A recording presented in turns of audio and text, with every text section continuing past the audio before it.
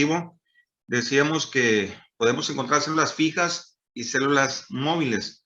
Las células fijas, cuando hablamos de células fijas, son esas células que siempre van a estar dentro del tejido conectivo, es decir, ahí crecen, ahí se desarrollan, ahí se diferencian y ahí mueren este tipo de células.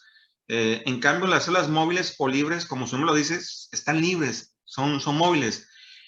Y cuando hablamos de células móviles o libres, son todas aquellas que encontramos en el torrente sanguíneo, llámese neutrófilos, linfocitos, basófilos, eosinófilos, todas las células del torrente sanguíneo, sí, son células libres. Es decir, no están todo el tiempo en el tejido conectivo, están todo el tiempo en movimiento, no están fijas, sí, no todo el tiempo la vamos a encontrar dentro de lo que es el tejido conectivo, ¿no?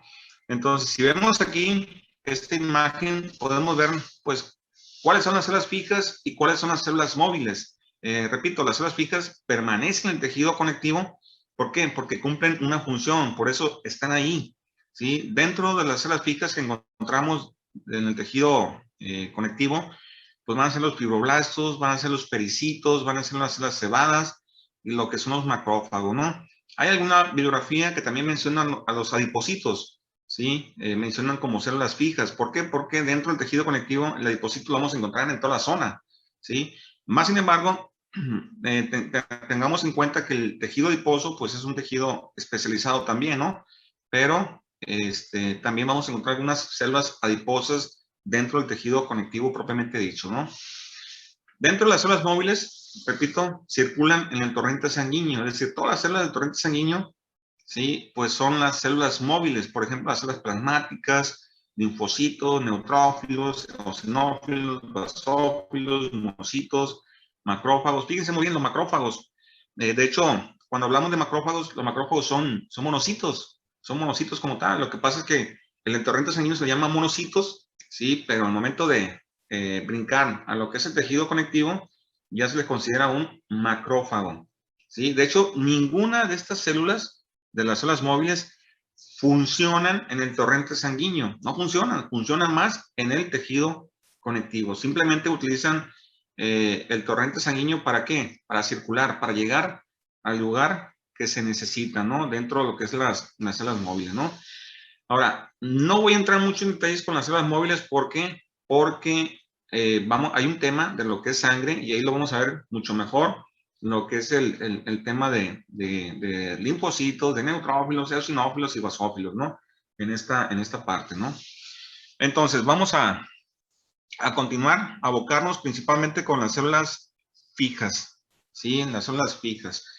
Vean, todas las células fijas dentro de lo que es el tejido conectivo provienen, en este caso, de una célula mesenquimatosa indiferenciada.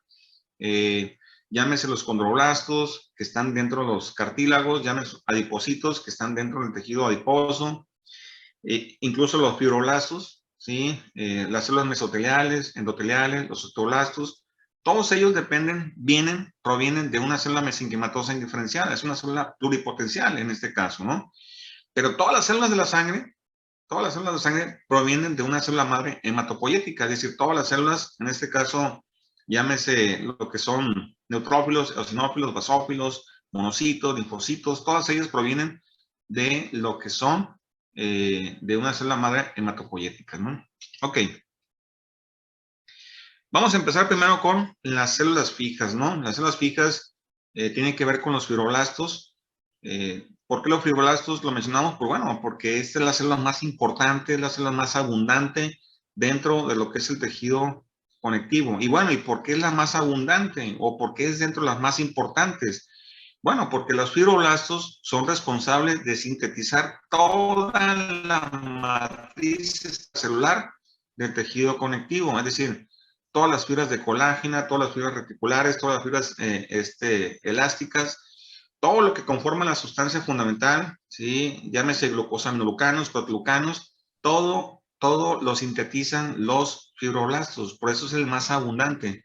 Y cuando ustedes vean, por ejemplo, ustedes me van a ir al laboratorio, y repito, lo primero que van a ver es tejido conectivo, ¿sí? Un tejido conectivo propiamente dicho. Entonces, ustedes pueden ver en el tejido conectivo, pues una gran cantidad de células, y esa gran cantidad de células, la mayor parte vienen siendo fibroblastos, ¿no? Entonces, los fibroblastos derivan de las células mesenquimatosas indiferenciadas, desde luego. Son forma fusiforme, pueden tener forma así como estrellada, como ustedes lo ven aquí. Si lo vemos un poquito más amplio, lo veríamos de esta forma. En esta imagen, la que está aquí abajo, ¿no? Una forma estrellada, ¿no? Pero si lo vemos en el tejido conectivo como tal, en el microscopio, se ve así, se ve un tipo de prolongación, ¿sí? Todo este tipo de células, ¿no? Ahora, los fibroblastos tienen una capacidad enorme de diferenciarse, ya sea en células adiposas, en condrocitos y osteoblastos, ¿sí? Esa es la ventaja, sobre todo, de este tipo de células, ¿no? Que se requiere una mayor cantidad de adiposos, pues este tipo de fibroblastos pues se diferencian en adipocitos, ¿no? O si se requiere una gran cantidad de condrocitos o condroblastos, pues tienen la capacidad de diferenciarse de este tipo de célula, ¿no? Lo mismo ocurre con los osteoblastos, ¿no? Al momento de formar lo que es hueso como tal, ¿no? Entonces, este tipo de células, repito, son las más abundantes porque sintetizan toda la matriz del tejido conectivo, ¿no? Ok. Hay otras células, hay muchas bibliografías que mencionan también a las células reticulares como células fijas. Muchas no la ponen, por ejemplo, el Ross no pone a las células reticulares como células fijas. Lo que pasa es que cuando hablamos de células reticulares, estamos hablando del fibroblasto, finalmente. Muchos consideran las células reticulares como primos hermanos de los fibroblastos, pero no es así. Lo que pasa es que es lo mismo, tomando en cuenta que este tipo de células, ¿qué dice? Bueno, se encuentran en tejidos y órganos linfoides, ¿sí? Donde se relaciona con la red de fibras reticulares. ¿Por qué? Porque en esos tejidos, en esos órganos, encontramos mayor cantidad de fibras reticulares, pero quien sintetiza, en este caso, las fibras reticulares, pues vienen siendo los fibroblastos, ¿no? Tienen las mismas características, tienen forma de estrella, los núcleos son grandes, ovales y claros, ¿sí? Por eso dicen que las células reticulares se asemejan a los fibroblastos, ¿sí? Y posiblemente sea un tipo de ellos. Y la función de las células reticulares, pues nada más es producir fibras reticulares, ¿sí? Pero finalmente son fibroblastos, ¿sí? Lo quiero aclarar por si en algún momento se encuentran por ahí en la bibliografía, digan, células reticulares, bueno, son fibroblastos finalmente, ¿no? ¿Sí? Ok. Otra de las células fijas, pues vienen siendo los pericitos. Los pericitos también derivan de las células mesenquimatosas indiferenciadas. Estos pericitos los vamos a encontrar rodeando parcialmente las células endoteliales y capilares y venas pequeñas, es decir, de bajo calibre. ¿Sí? Algunos capilares o venas pequeñas vamos a encontrar una gran cantidad de pericitos, bueno, uno o dos rodeando las células, pues en este caso lo que son los capilares. Este tipo de células tiene características de músculo liso y de endotelio. ¿Por qué? Porque la función de los pericitos dentro de esas capilares o venas pequeñas es regular el proceso contráctil del flujo sanguíneo, ¿sí? A través de los capilares. ¿Y por qué? Bueno, porque en sus células, en su citoplasma, contiene una gran cantidad de tropomiosina, isomiosina y leucocinasa, ¿no? Y eso pues va a ayudar a que pues regule, ¿sí? El proceso contráctil, en este caso del que es el flujo sanguíneo, ¿no? A través de estos capilares, ¿no? Por eso encontramos uno o dos pericitos alrededor de esos capilares o vénulas pequeñas, ¿no? Normalmente, si ustedes ven aquí, déjenme observar, rayar, esto que ven aquí, este es un pericito, puede ser que están rodeando parcialmente, no totalmente, ¿sí? Los rodea parcialmente.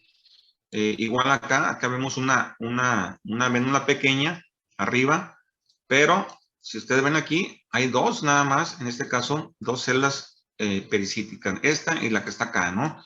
No lo rodea totalmente, es parcialmente. Por eso en algunas vénulas pequeñas podemos encontrar hasta una o hasta dos pericitos dentro de esos capilares o vénulas pequeñas, ¿no? Porque es la función que tiene este tipo de células. Y es muy común dentro de lo que es el tejido conectivo, ¿no? Otra de lo que son las células fijas, pues vienen siendo las células adiposas, los adipocitos. Aunque, repito, los adipocitos también derivan de las células mesenquimatosas indiferenciadas, tienen una función importante dentro de lo que es el tejido conectivo, propiamente dicho hablando. ¿Por qué? Porque los adipocitos lo podemos encontrar en todos los tejidos conectivos, o sea, independientemente que sean propiamente dichos, también lo podemos encontrar en los especializados. En cartílago podemos encontrar un poquito de radarcito de tejido adiposo.